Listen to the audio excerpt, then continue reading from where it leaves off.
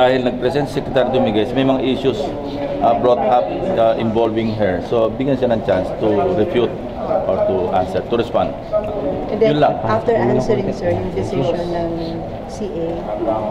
Well, pwede na kaming magbotohan sa committee kung i-refer na sa plenary.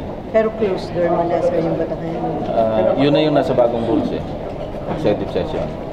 And then, within the date, sir, hindi na tomorrow. Pwedeng ngayon, pwedeng tomorrow. But tomorrow, medyo busy rin because of Secretary Judy Tagiwalo.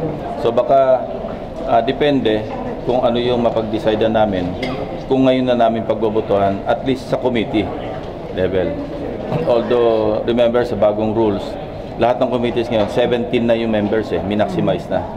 So parang kung ano yung boto ng committee, halos virtually, yun na rin yung boto ng sa plenary. so possible, sir, pala na malaman yung decision whether to confirm or to reject Secretary Lang? Possible today.